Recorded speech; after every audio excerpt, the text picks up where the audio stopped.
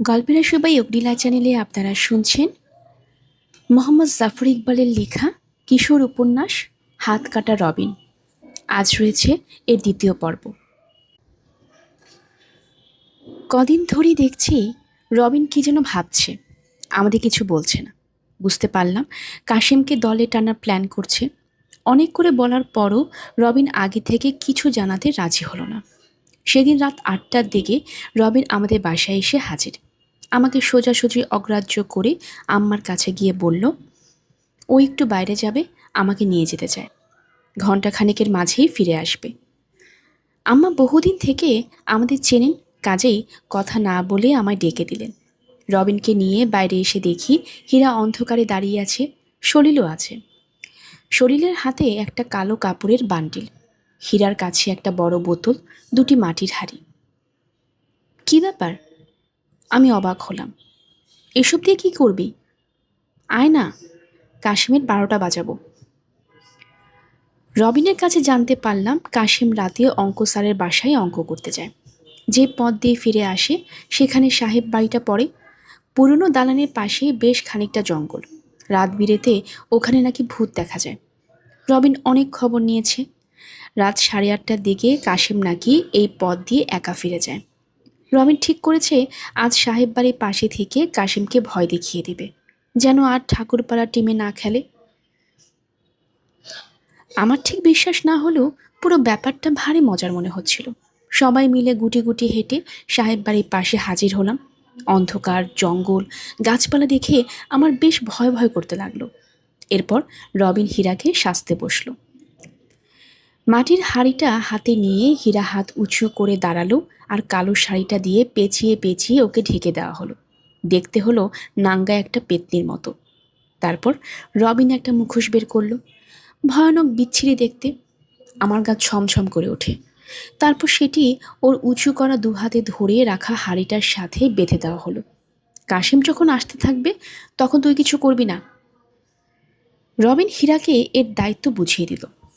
ওখানে দাঁড়িয়ে থাকবি, যখন কাছে আসবে তখন আস্তে আস্তে হেঁটে হেঁটে ওর খুব কাছে দিয়ে রাস্তা পার হয়ে এই জঙ্গলে ঢুকে পড়বি। ব্যাস, একটা কথাও বলবি না, একবারও সোজাসুজি ওর দিকে তাকাবি না। বাকি সব আমরা করব। সলিলকে পানি ভর্তি বোতলটা দিয়ে রবিন ওকে একটা গাছে তুলে দিল। গাছে উঠে বসলে বুঝিয়ে দিল, তোর কাছাকাছি আসতেই বোতলটা কাত করে পানি ঢালতে থাকবি, পারলে ওর শরীরের ওপর। সলিল শুনে খিক খিক করে হেসে উঠল। আমাদের ভাগ্য ভালো, এর মাঝে কেউ এসে পড়েনি। দূরে কার গলার আওয়াজ পেয়ে আমি আর রবিন তাড়াতাড়ি জঙ্গলের ভেতর ঢুকে পড়লাম। দুজন লোক হাঁটতে হাঁটতে চলে গেল। রবিন অনেকগুলো ঢিল জড়ো করে সাহেব বাড়িটার বারান্দায় উঁচু রেলিংয়ের পাশে বসে রইল। আমি একটু এগিয়ে লক্ষ্য করতে থাকলাম কাশিমকে দেখা যায় কিনা।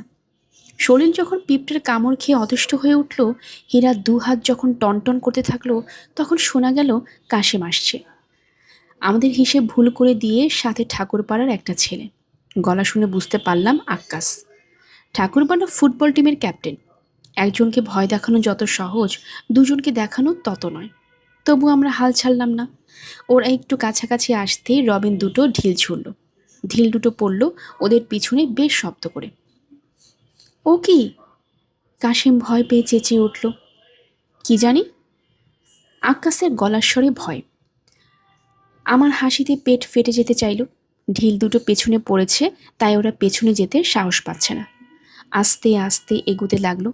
অমনি রবিন নাকি মাটির হাঁড়িটা ভেতরে মুখে ঢুকিয়ে নাক চিপে বিদঘুটে আওয়াজ করল, ঘ্রো ঘ্রো ঘ্রো। লা ইলাহা ইল্লাল্লাহ। কাসিম তোতলাতে থাকে। আক্কাস ফিসফিস করে বলে, কাশিম তাড়াতাড়ি চল, জায়গাটা খারাপ।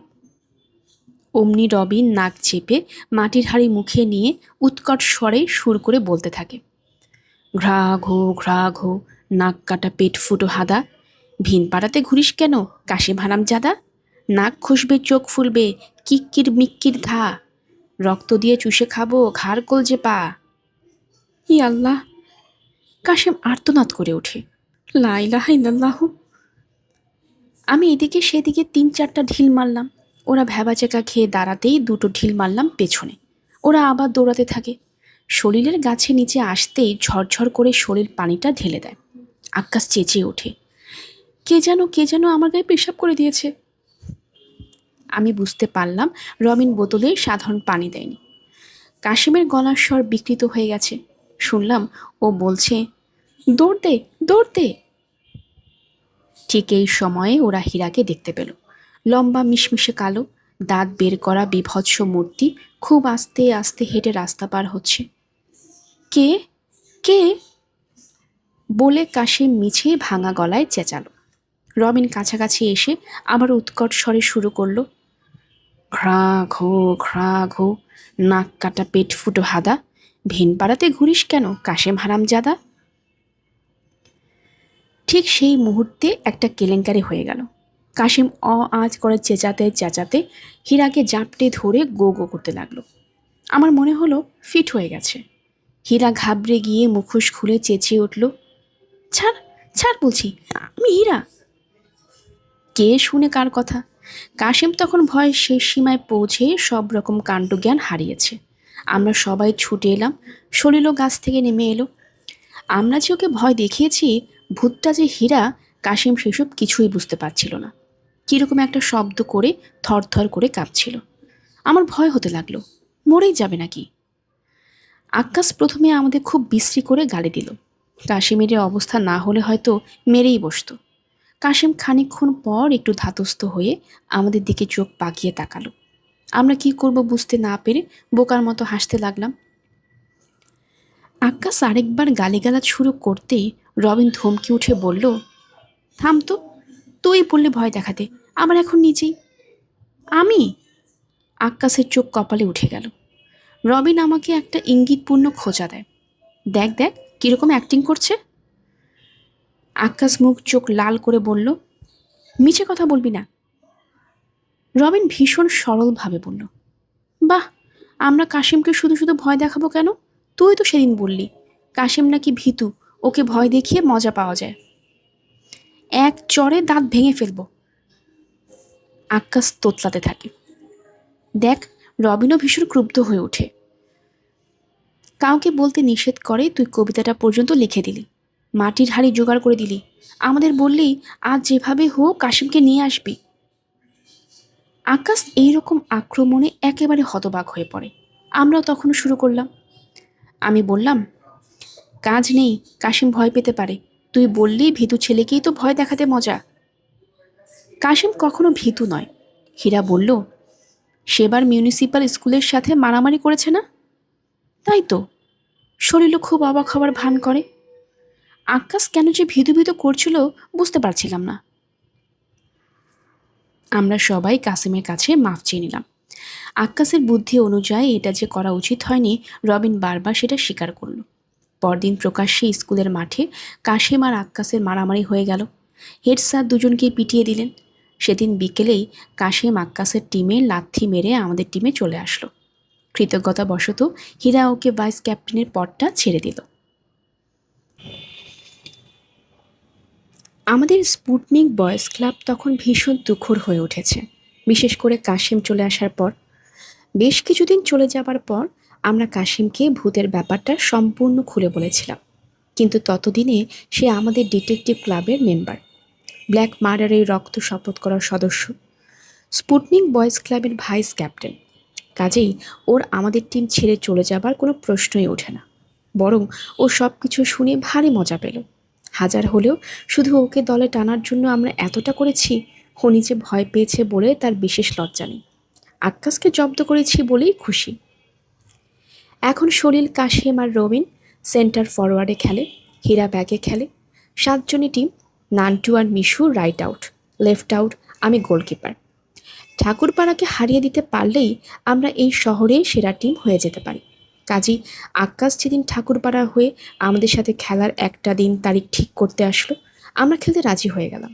চেয়ার টেবিল বসে রীতিমতো কাগজে সই করে 2 ক্যাপ্টেন খেলার দিন তারিখ ঠিক করলো। ঠিক হলো আমাদের স্কুলের টিমের ক্যাপ্টেন হবে সেদিনের রেফারি। পরদিন ঘুম থেকে উঠে সবাই দেখতে পেল সমস্ত পাড়া পোস্টারে ভরে গেছে। আমরা রাত জেগে ওসব তৈরি করেছি। পোস্টারে খেলার তারিখ, স্থান, সময় ইত্যাদির পর সবাইকে খেলা দেখতে আসার জন্য অনুরোধ জানানো হয়েছে। সব দেখে শুনে সলিল বলল, সবাইকে তো আসতে বলা হলো, যদি হেরে যাই? ইহ, হারবো কেন? রবিন একটু পরে বিড়বিড় করে বলল, আসলে নিজের পাড়ার ছেলেমেয়েরা না থাকলে আনন্দ পাওয়া যায় না। যেদিন খেলা সেদিন বিকালে আমাদের পাড়ার সব ছেলে মেয়ে মাঠে এসে হাজির হলো। তারা চেঁচামেচি করে মাঠ গরম করে রাখলো। একটু পরে দেখি হিরো ভাই, শফিক ভাই তারাও এসেছেন। আর একটু পরে রবিনের আব্বাও গুটি গুটি হাঁটতে হাঁটতে হাজির হলেন। তার সাথে সলিলের আব্বা, তার পিছু পিছু আমার আব্বাও। এদিকে ঠাকুরপাড়ার টিম এসে হাজির হলো, তাদের সাথে তাদের পাড়ার ছেলেরা। ওরা মাঠের উল্টো দিক দখল করে বসলো। রেফারিও এসে গেছে। আর মাত্র 5 মিনিট বাকি। উত্তেজনায় আমাদের বুক টিপ টিপ করছে। বেশি ভয় নানটুকে নিয়ে, ওর মাত্র জ্বর থেকে উঠল। একসময় রেফারি ইঙ্গিত করলে আমরা মাঠে ঢুকলাম। যেভাবে লিগের খেলোয়াড়রা নামে, সাথে সাথে তুমুল হাততালি। তাকিয়ে দেখি আমাদের পাড়ার সবাই হাততালি দিচ্ছে, এমনকি আব্বারাও। ভালো করে তাকিয়ে দেখি একপাশে বুলা আপা, সিঁড়ি আপা তারাও খেলা দেখতে এসে হাততালি দিচ্ছেন। আমাদের রীতিমতো লজ্জা করতে লাগলো। এত মানুষের ভিড় দেখে রাস্তার আশেপাশের লোকজনও এসে জমা হলো। কিছু বখাটের ছোকরাও একপাশে বসে বিড়ি খেতে লাগলো। আবার হাততালির শব্দ। এবারে ঠাকুরপাড়ার টিম মাঠে নামছে। তারপর দুই দলের ক্যাপ্টেন হ্যান্ডশেক করলো। রেফারি টস করে আমাদের পূর্ব দিকে পাঠিয়ে দিল। ভাগ্য খারাপ, ওদিক থেকে চোখ রোদ লাগে। রেফারি বাঁশি বাজাতেই খেলা শুরু হলো। সলিল, কাশিম আর রবিন টুকটাক করে বল একেবারে ওদের গোল পোস্টের কাছে নিয়ে গেল। ওদের একজন ফেরত পাঠালো এদিকে। আমি উত্তেজিত হয়ে দাঁড়িয়ে রইলাম। যতক্ষণ বল আমার পায়ের কাছে ততক্ষণ আমাদের পাড়ার ছেলেমেয়েরা গলা ফাটিয়ে চেঁচাতে থাকে। যেই বল ঠাকুরপাড়া ছেলেদের পায়ে চলে যায়, অমনি মন্ত্র বলে সবাই থেমে যায়। তখন মাঠের অন্য পাশ থেকে উৎকট চিৎকার ভেসে আসে। মোট কথা, তুমুল উত্তেজনাপূর্ণ খেলা হচ্ছে। কোনো দলই আরেক দলকে কাবু করতে পারছে না। 15 মিনিটের মাথায় হীরা প্রথম ফাউল করলো। ঠাকুরপাড়ার ছেলেরা ধর ধর মার মার শব্দে চেঁচামেচি করতে লাগলো। আমি তখন তিনটে মারাত্মক বল আটকে প্রচুর হাততালি পেয়েছি। গর্বে বুক 10 হাত ফুলে উঠেছে। সবাই আমাকে উৎসাহ দিচ্ছে। মাঠের মাঝে তখন কাশিম একটা জটিল বলকে বের করে আনলো। অমনি আমাদের পাড়া তুমুল চিৎকার করে উঠল। রবিন আর সলিল মিলে তখন বলটা কেটে সোজা গোলপোস্টের দিকে নিয়ে যাচ্ছে। ওদের দিকে ছুটে আসছে অন্যরা। সলিল আক্কাসকে পাশ কাটিয়ে বলটা দিল রবিনকে। রবিন এক মুহূর্তে সুযোগ পেয়ে লম্বা কিক মারল। বলটা সাই করে গোলপোস্টে ঢুকে গেল। গোল! সারা মাঠময় ছেলেমেয়েরা নিচে বেড়াতে লাগলো। ঠাকুরপাড়া ছেলেদের মুখ চুন। রেফারি সবাইকে মাঠ থেকে বের করে দিয়ে আবার খেলা শুরু করে দিল। ঠাকুরপাড়ার ছেলেরা এবার মরিয়া হয়ে উঠেছে। বল শুধু আমাদের দিকে চাপতে লাগলো। আমরা এক মুহূর্তে বিশ্রাম নিই। হীরা, মিশু আর কাশিম মিলেও আটকাতে পারছে না। বারবার ওরা গোলপোস্টে এসে পড়েছে। একবার ফাঁকা অবস্থাতে বল পেয়ে গেল। আমি উত্তেজিত হয়ে দাঁড়িয়ে রইলাম। আক্কাস বল নিয়ে ছুটে আসছে। পিছনে কাশিম আর তার পিছনে রবিন। কিছু বোঝে আসার আগেই কিক করলো। আমার হাত পিছলে বল গোলপোস্টে ঢুকে পড়ল। গোল! ঠাকুরপাড়া ছেলেদের জয়ধ্বনি শুনতে পেলাম। মনটা খারাপ হয়ে গেল। গোলটা শোধ করে দিয়েছে। ঠাকুরপাড়ার ছেলেরা তখন মাঠে নাচানাচি করছে। আমাদের পাড়ার ছেলেমেয়েরা উত্তেজিত হয়ে বলতে লাগলো, এখনো অনেক সময় আছে। রবিন এসে আমার পিঠ চাপড়ে বলল, ভয় পাস নে, দেখিস ঠিক জিতে যাব। ভয় আবার পেলাম কখন? তোরা ভালো করে খেল। আবার খেলা শুরু হলো। কিছুক্ষণের ভেতরে হাফ টাইম হলো। বীরু ভাই লেবু আর চুইংগাম দিলেন। ঠাকুরপাড়ার টিমের ছেলেরা কিছু আনেনি, তাই ওরাও ভাগ পেল। মাঠে সবাই এসে আমাদের উৎসাহ দিল। শিরিয়াপা এসে বললেন, যদি জিতেতে পারো মিষ্টি খাওয়াবো। ঠিক ঠিক। রবিন কাটা হাতটা নাচিয়ে বলল, সবাই শুনে রাখ, জিততে পারলেই মিষ্টি। মিষ্টির লোভে না হলেও আমাদের খেলাটা সবার সম্মানের প্রশ্ন হয়ে দাঁড়িয়েছে ভেবে আমাদের রোগ চেপে গেল। জিততেই হবে। আবার খেলা শুরু হলো। এবার উত্তেজনা অনেক বেশি। বল একবার দারুণভাবে আমাদের দিকে ছুটে আসছিল, আবার দারুণভাবে ওদের দিকে ছুটে যাচ্ছিল। একবার আমাদের পাড়ার ছেলেমেয়েরা চেঁচাতে লাগলো, একবার তাদের ছেলেরা। রবিন আর সলিল মরিয়া হয়ে উঠল। খেলা শেষ হতে আর মাত্র 10 মিনিট বাকি। একবার সুযোগ মতো বল পেয়ে রবিন ছুটে চলল। আমার কেন যেন মনে হলো এবারে গোল দিয়েই দেবে। আক্কাসকে পাশ কাটিয়ে ওদের ব্যাকের পাশ দিয়ে বল সরিয়ে রবিন সলিলকে পাশ দিল। সলিল আবার ফিরে দিল তাকে। রবিন বলটাকে থামিয়ে ঘুরিয়ে এক লম্বা কিক গোলকিপারে হাত বাঁচিয়ে সোজা গোল পোস্টে, বুলেটের মতো। আমরা আনন্দে হাত ছুঁড়ে নাচতে লাগলাম। রবিন সবাইকে কানে কানে কি একটা বুদ্ধি শিখিয়ে দিল। খেলা শুরু হলেই বুঝতে পারলাম বুদ্ধিটা কি। লম্বা কিক দিয়ে ওরা বলটাকে মাঠে নাচাতে লাগলো, দরকার হলে মাঠের বাইরে। সময়টা কোনো মতে কাটাতে পারলেই কেল্লা ফতে। ঠাকুরপাড়ার ছেলেরা রাগে দুয়ো দুয়ো করতে লাগলো। উত্তরে আমাদের ছেলেরাও উল্টো দুয়ো দিতে শুরু করলো। সময় প্রায় শেষ হয়ে এসেছে তখন হঠাৎ ওরা একটা মারাত্মক সুযোগ পেয়ে গেল। রশিদ নামের ওদের সবচেয়ে মারাত্মক ছেলেটি ফাঁকা অবস্থায় কিভাবে জানি বলটা পেয়ে গেল। তারপর কোন দিকে না তাকিয়ে সে গোল পোস্টে আমার দিকে ছুটে আসতে লাগলো। উত্তেজনায় আমি থরথর করে কেঁপে উঠলাম। রবিন প্রাণপণে ছুটে আসছে, পিছু পিছু সবাই। রশিদ তখন একেবারে কাছে এসে পড়েছে। কিক করলে গোল সুনিশ্চিত, নেহাত ভাগ্য যদি সাহায্য না করে। হঠাৎ রবিন পিছন থেকে ঝাঁপিয়ে পড়ল, তারপর পুরনো কায়দায় কাটা হাত দিয়ে বল ছিটকে সরিয়ে দিল। হইচই চেঁচামেচি, তার মাঝে রেফারি বাঁশি বেজে উঠল। পেনাল্টি হয়েছে। রবিন যুক্তি দেখালো ওর হাত নেই, হ্যান্ডবল হতে পারবে না। রেফারি মানল না, ইচ্ছে করে হ্যান্ডবল, গোল পোস্টে সীমানার ভেতর, কাজেই এটি পরিষ্কার পেনাল্টি। রেফারির বিরুদ্ধে তো কথা বলা যায় না। রবিন আমার দিকে তাকিয়ে শুকনো গলায় বলল, তোর উপর সব নির্ভর করছে। উত্তরে আমি ফ্যাকাশেভাবে হাসলাম। আর মাত্র 1 মিনিট বাকি। রশিদ পেনাল্টি কিক করবে, সবাই সরে দাঁড়ালো। আমি একা গোল পোস্টে। উত্তেজনায় সবাই আমাকে ঘিরে দাঁড়িয়েছে। রেফারি ঠেলে সরাতে পারছে না। ভিড়ের ভেতর থেকে বীরু ভাইয়ের গলার আওয়াজ শোনা গেল, টোপন, গোল বাঁচাতে পারলে মর্নিং শো। আমার বুকের ভেতর তখন ঢাকের মতো শব্দ হচ্ছে। এত বড় গোল পোস্ট, তার মাঝে এত ছোট আমি, তার উপরে এত কাছে থেকে কিক করছে। রেফারি বাঁশি বাজালো। রশিদ একটু হাসলো, তারপর ছুটে এসে কিক করলো, দারুণ জোরে। উত্তেজনায় কিছু খেয়াল নেই, শুধু দেখছিলাম বলটা গুলির মতো ঠিক আমার দিকে ছুটে আসছে। ধাতস্থ হয়ে দেখি বলটা আঁকড়ে ধরে মাটিতে লুটোপুটে খাচ্ছি। হইচই করতে করতে রবিন, সলিল, কাশিম ওরা এসে আমায় কাঁধে তুলে নিল। কে জানি চিৎকার করলো, 3 cheers for Topon, hip hip hurray, hip hip hurray.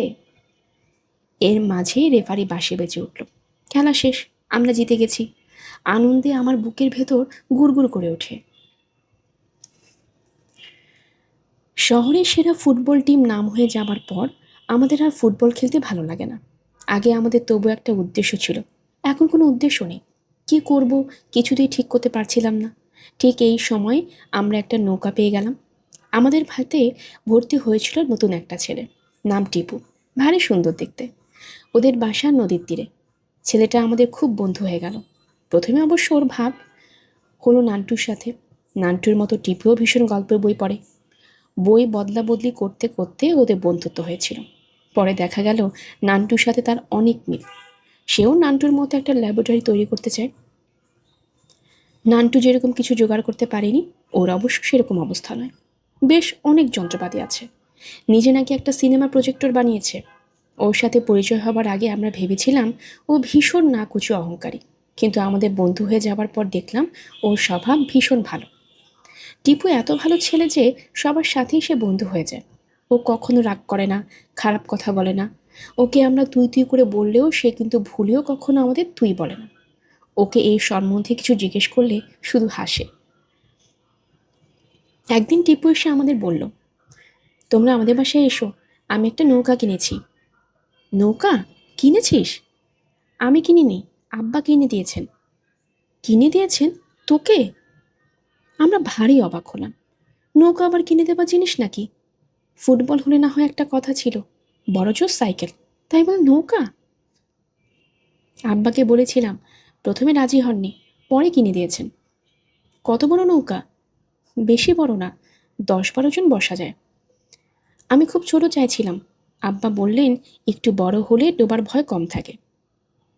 ছই আছে? বৈঠা? পাল? কিছুই নেই, শুধু একটা বৈঠা আছে। আমরা ভারী উৎসাহিত হলাম। স্কুল ছুটি হতেই বাসায় না গিয়ে সবাই টিপুর লাশায় হাজির হলাম। টিপু আমাদের নিয়ে ওদের বসার ঘরে বসালো। কি চমৎকার ঘর! নীল রঙের ভারী পর্দা ঘরটাকে আবছা অন্ধকার করে রেখেছে। লাল কার্পেট, ঝকমকে সোফা, দেয়ালে বড় বড় ছবি, সেলফে হাজার হাজার বই, শোকেসে চীনামাটির পুতুল। আমরা বুঝতে পারলাম টিপুর আব্বা খুব বড় লোক। একটু পর টিপু এলো, সাথে তার আব্বা। আমরা লজ্জায় জড়সড় হয়ে গেলাম। হীরা তার বিচ্ছিরি থ্যাবড়া পা দুটো সোফায় তলায় লুকিয়ে ফেলল। আব্বা, এরা আমার বন্ধু, নৌকা দেখতে এসেছে। হুম। টিপুর আব্বা চশমার উপর দিয়ে তাকালেন, বললেন, এতগুলো বন্ধু জানলে তো আর একটু বড় নৌকা কিনে দিতাম। তোমরা সবাই সাঁতার জানো তো? আমরা ঘাড় নাড়লাম। টিপুর আব্বা রবিনকে জিজ্ঞেস করলেন, তুমি? রবিন বলল, আমিও পারি। টিপুর আব্বা বললেন, গুড। আমরা ভেবেছিলাম এবারে রবিনকে জিজ্ঞেস করবেন ওর হাতটা কিভাবে কেটেছে, কিন্তু দেখা গেল জিজ্ঞেস করলেন না। খানিকক্ষণ এ কথা সে কথা আলাপ করে বললেন, তোমরা বসে বিস্কুট খাও, আমি যাই, আবার দেখা হবে। টিপুর আব্বা চলে গেলে হীরা বলল, তোর আব্বাটা তো খুব ভালো, যা চাস তাই কিনে দেন। আসলে আমার একটা প্রাইজ পাওনা ছিল, কথা ছিল যা চাইবো তাই কিনে দেবেন। এখানে নদী দেখে নৌকার কথা মনে হলো। একবার কথা দিয়েছেন, আর না করতে পারেন না, নৌকা কিনে দিতেই হলো। কিসের প্রাইজ? টিপু একটু ইতস্তত করে বলল, বৃত্তি পরীক্ষায় ফার্স্ট হয়েছিলাম তো। তুই ফার্স্ট হয়েছিলি? টিপু মাথা নাড়ল। আমরা আর চোখে মিশুকে দেখলাম। মিশু আমাদের ফার্স্ট বয়। এবারে ওর সাথে টিপুর যুদ্ধ হবে। নৌকাটা ভারী চমৎকার, 10 জন অনায়াসে বসতে পারে। দুটো দাঁড় লাগিয়ে নিলে তীরের মতো উড়িয়ে নেওয়া যাবে। একটা পাল বসাতে পারলে তো কথাই নেই। নৌকা করে নদীতে অল্প কিছুক্ষণ বেরিয়ে আমরা বাসায় ফিরে আসলাম। দেরি করে বাসায় ফেরার জন্য আজ সবার ভাগ্যে অল্প বিস্তর পিটুনি জুটল। কিন্তু এখন আমরা একটা আস্ত নৌকার মালিক। ছোটোখাটো পিটুনির কথা অনায়াসে ভুলে যেতে পারি, এবং ভুলে গেলামও। আমরা এরপরে সময় পেলেই নৌকায় চড়ে বেড়াতাম। নদীর তীরে আশেপাশে বিস্তীর্ণ এলাকায় কোথায় কি আছে আমাদের মুখস্থ হয়ে গেল। আমরা সবাই কম বেশি নৌকা চালাতে শিখে গেলাম। পিছনে হাল ধরে নৌকাকে সোজা সামনে নিয়ে যাওয়া দেখে খুব সহজ কাজ মনে হলেও আসলে মোটেই সোজা নয়। নৌকা চালাতে চালাতে আমাদের হাতে মাংসপেশি শক্ত হয়ে উঠতে লাগলো, আর নদীর সম্পর্কে ভীতি একেবারে কেটে গেল। রবিনের কথা অবশ্য আলাদা। নৌকায় উঠে ও শুধু ছটফট করত। এক হাতে বই খাতা ধরে চালানো যায় না, কাজেই তার আর নৌকা চালানো শেখা হলো না। ওর উৎসাহে নৌকায় দুটো দাঁড় লাগানো হলো। মাঝে মাঝে এক হাতে ও দড়ি টানত, কিন্তু অল্পক্ষণে ক্লান্ত হয়ে পড়ত। এত সহজে হার মানা ছেলে রবিন নয়। নিজের অক্ষমতাটা কিছুতেই ও মেনে নিত না। তাই কিছু করার না পেয়ে ও বাসা থেকে একটা পুরনো চাদর নিয়ে এসে বাঁশের সাথে লাগিয়ে একদিনও একটা পাল তৈরি করে ফেলল। নৌকায় চালিয়ে নদীর মাঝামাঝি এসে আমরা যখন পুরোপুরি বাতাসের আওতায় পৌঁছে গেলাম, তখন রবিন পাল তুলে দিল। সাথে সাথে একটা তুলকালাম কাণ্ড ঘটে গেল। বাতাস পেয়ে ভট করে পাল ফুলে উঠল। নৌকা সই করে ঘুরে গেল, আর নৌকার পাশে বসে থাকা মিশু, হীরা, আমি ঝুপঝুপ করে পানিতে পড়ে গেলাম। সত্ত্বে নৌকা উঠে আমরা রবিনকে যাচ্ছে তাই করে গালিগালাজ করতে লাগলাম। শার্ট প্যান্ট ভিজে জবজব করছে। আমাদের অবস্থা দেখে সবাই হাসতে হাসতে গড়াগড়ি খেতে লাগলো। রবিন যতই হাসতে লাগলো, আমাদের রাগ ততই বেড়ে উঠতে লাগলো। রবিন কিছুক্ষণের মাঝে পালে কৌশল শিখে গেল। দেখা গেল পালে বাতাস লাগলেই নৌকা উজান ঠেলেও তীরের মতো ছুটে চলে। একজন শক্ত করে হালটা ধরে থাকলেই হয়। পাল টানিয়ে আমরা খুব তাড়াতাড়ি বহু দূরে চলে এলাম। আগে কখনো এইসব জায়গায় আমরা আসিনি।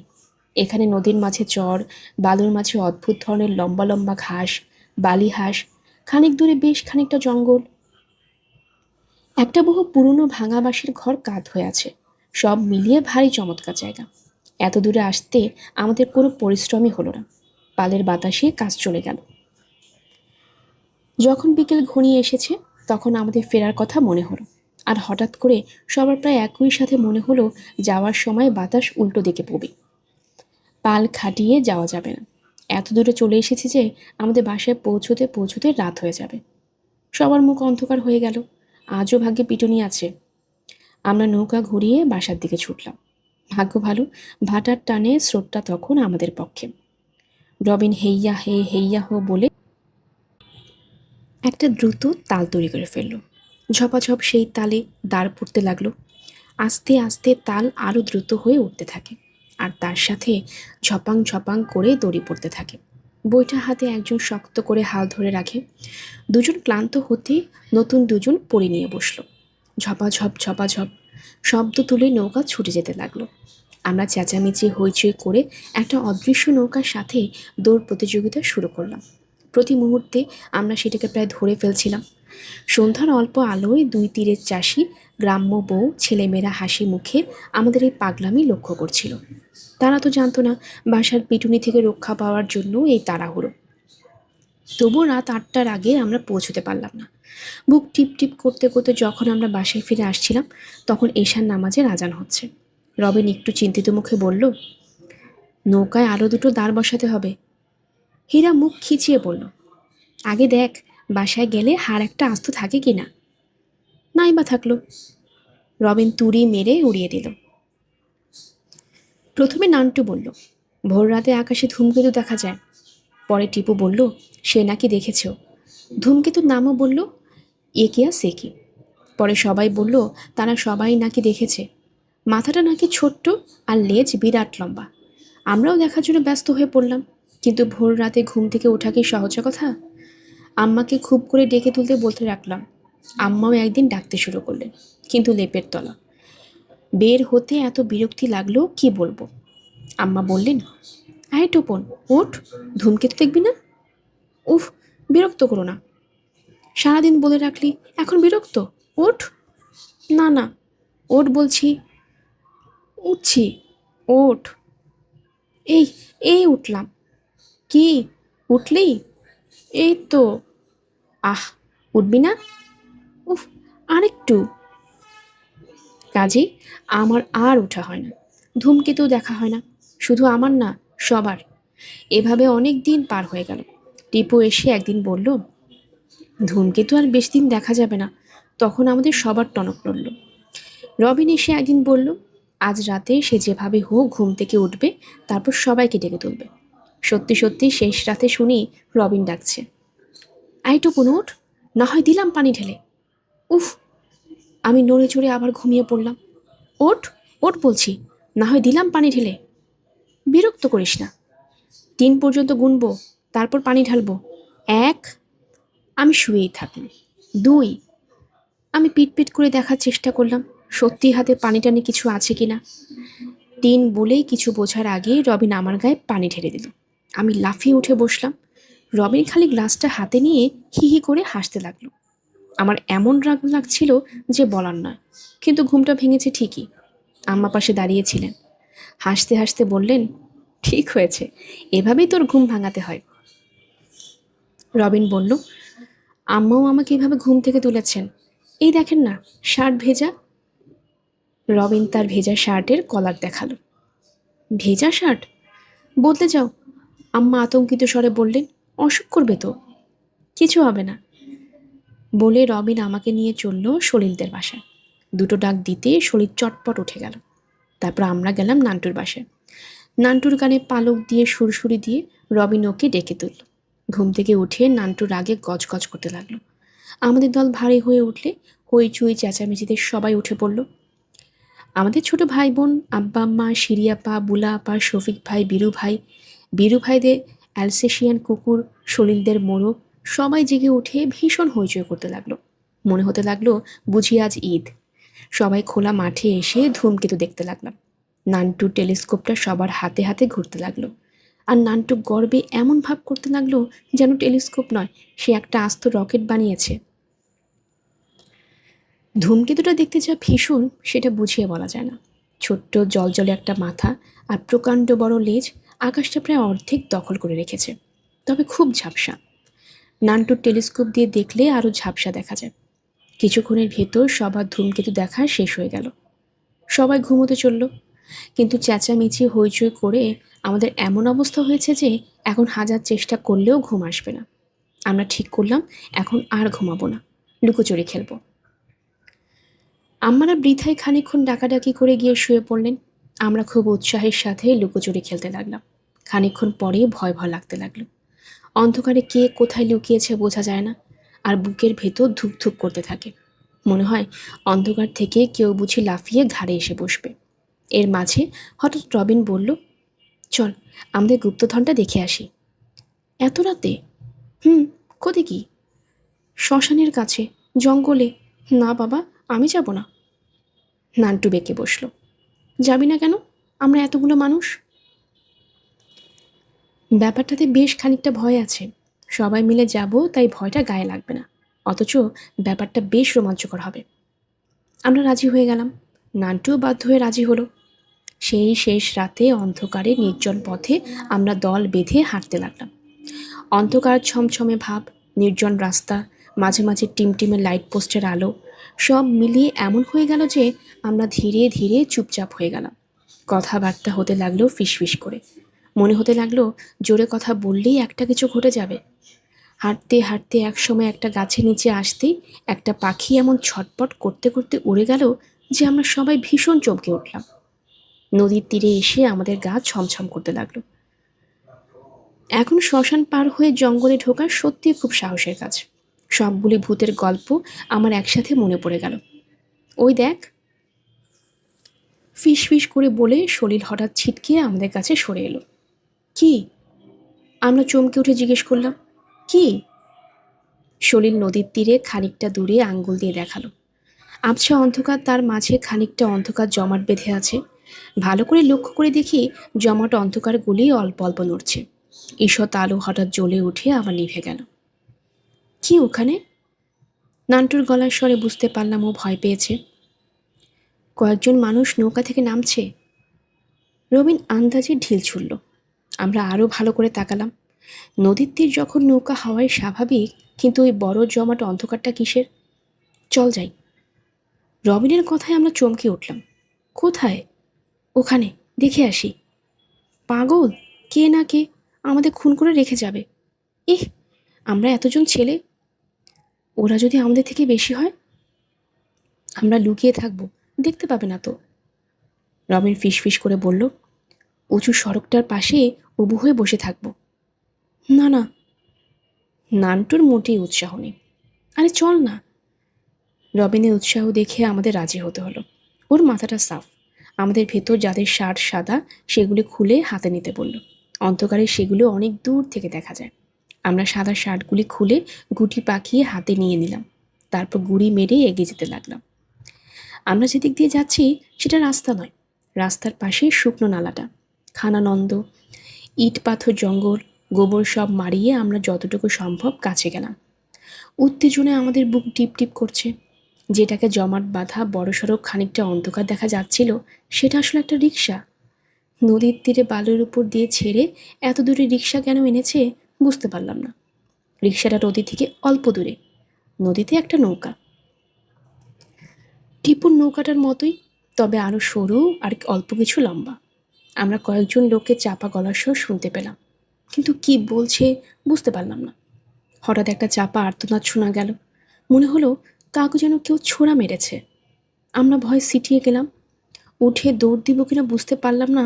ঠিক সেই সময় গোঙানোর আওয়াজ শোনা গেল। কে যেন গোঙাতে গোঙাতে বিশ্রী ভাষায় গালি দিচ্ছে। একটু পরেই দেখা গেল নৌকা থেকে এক একজন লোককে কয়েকজন ধরাধরি করে নামাচ্ছে। বোঝা যাচ্ছে লোকটি অসুস্থ। এতক্ষণ ধরে সে গোঙাচ্ছিল, সেই গালিগালাজ করছিল। হারামজাদা, ঠিক করে ধরতে পারিস না? লোকটা আবার কাকে গালি দিল? অসুস্থ অবস্থাতেই এর এত দাপট? আমরা ভারী অবাক হলাম। কে একজন বেকায়দা ধরতেই লোকটা আবার চাপা আর্তনাদ করে উঠল, শুয়োরের বাচ্চা, কুত্তার বাচ্চা মেরে ফেললো। আহ, ওহ! বুঝতে পারলাম কোথাও ওর মারাত্মক জখম হয়েছে। অন্ধকারে বোঝা যাচ্ছে না ঠিক কোথায়। ওকে টেনে রিকশায় তোলা হলো। রিকশায় উঠে গলা নামিয়ে বলল, কিন্তু আমরা ঠিকই শুনতে পেলাম, কেউ দেখেনি তো? না। অন্ধকারে আমাদের হাত পা মিটিয়ে গেল। একটা বিড়ি দে তো। আবার লোকটার গলার আওয়াজ শোনা গেল। তাকে একটা বিড়ি দেওয়া হলো। ম্যাচ আলতেই দেখলাম নিষ্ঠুর উৎকট একটা মুখ, লম্বা লম্বা চুল, মিশমিশে কালো, বাম হাতে কাপড় জড়ানো ভাঁজ করে বুকের কাছে রাখা, কাপড়ে রক্তের কালচে ঝোপ, একটা পাও মনে হলো কাপড়ে জড়ানো। দেখে আমাদের বুকের ভেতর গুড়গুড় করে উঠল। এই ইয়াসিন, চল। একটা লোক, যার নাম ইয়াসিন, রিকশাকে টেনে নিতে থাকে, অন্যের পেছনে ঠেলতে থাকে। আর ওই বিভৎস দর্শন ভয়াবহ লোকটা রিকশার ঝাঁকুনির সাথে সাথে আহ উহ করতে থাকে। আমরা আবার পা টিপে টিপে শ্মশানের কাছে ফিরে এলাম। তারপর আর একটি কথাও না বলে ভয়ে ভয়ে বাসায়। পথে প্রতি মুহূর্তে মনে হচ্ছিল সেই দলটার সাথে দেখা হয়ে যাবে, আর ওরা হা হা করে আমাদের ঘাড়ে ঝাঁপিয়ে পড়বে। লোকটা হচ্ছে একটা ডাকাত সর্দার। কথাটা রবিন প্রথমে বললেও আমরা সবাই মনে মনে এটি ভাবছিলাম। ভীষণ দর্শন সব লোকেদেরই আমাদের ডাকাত বলে ভাবতে ইচ্ছে করে, আর এ তো কোনো প্রশ্নই ওঠে না। কি ভয়ানক সন্দেহজনক কথাবার্তা, কাজকর্ম কি ভয়াবহ চেহারা, বাঁ হাতে জখম, রক্তের ছোপ। এ যদি ডাকাত না হয়, ডাকাত কে হবে? ওকে আমরা ধরিয়ে দেব। কেমন করে? শরীর জিজ্ঞেস করে। চলেই তো গেল রিক্সা করে। খুঁজে বের করব। কোথায় গেছে তো বোঝাই যাচ্ছে। কোথায় গেছে? ডাক্তারের কাছে। রবিন বিজ্ঞের মতো বলল, দেখিসনি হাতে গুলি লেগেছে? এবারে হাত কেটে ফেলতে হবে। রবিন একটু হাসল, তারপর নিজের কাটা হাতটি নাড়ল। গুলি? হীরা সন্দেহ প্রকাশ করল। গুলি তুই কেমন করে বুঝলি? হয়তো ফোড়া উঠেছে। আরে ধ্যাত গাধা, ফোড়া উঠলে এরকম হয়? রবিন খিক খিক করে হাসল। এটা গুলি ছাড়া আর কিছু নয়। কোথায় ডাকাতি করতে গিয়েছিল আর বেকায়দায় পড়ে গুলি খেয়েছে। পেপারে পাওয়া যাবে? তাহলে আমি একটু ভেবে বললাম। কাল পরশুর পেপারে দেখতে হবে আশেপাশে কোথাও ডাকাতি করতে গিয়ে কোনো ডাকাত দল গুলি খেয়েছে কিনা। ঠিক বলেছিস। রবিন আমার ঘাড়ে থাবা দিল, বলল, একটা প্ল্যান করে কাজ করতে হবে। তারপর বিড়বিড় করে বলতে লাগলো, নৌকাটার উপর নজর রাখতে হবে, আমার কোথায় না কোথায় চলে যায়। তারপর গলার স্বর নামিয়ে বলল, আর সবাই শোন, কাউকে কিছু বলবি না কিন্তু, খবরদার। আমাদের ডিটেকটিভ ক্লাব প্রথমবারের মতো একটা সত্যিকারের সমস্যা নিয়ে ব্যস্ত হয়ে পড়ল।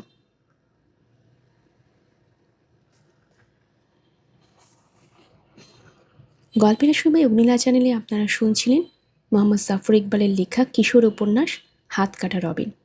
আজ ছিল এর দ্বিতীয় পর্ব। আপনারা যারা নতুন আমার এই চ্যানেলটি শুনছেন, কাইন্ডলি চ্যানেলটি সাবস্ক্রাইব করে নেবেন। আমার এই চ্যানেলে অনেকগুলো গল্প পাঠ করা আছে, আশা করছি সেগুলো আপনাদের সবার কাছে ভালো লাগবে। পরবর্তী পর্ব শোনার জন্য আমন্ত্রণ জানানো হলো। সবাই ভালো থাকবে। ধন্যবাদ।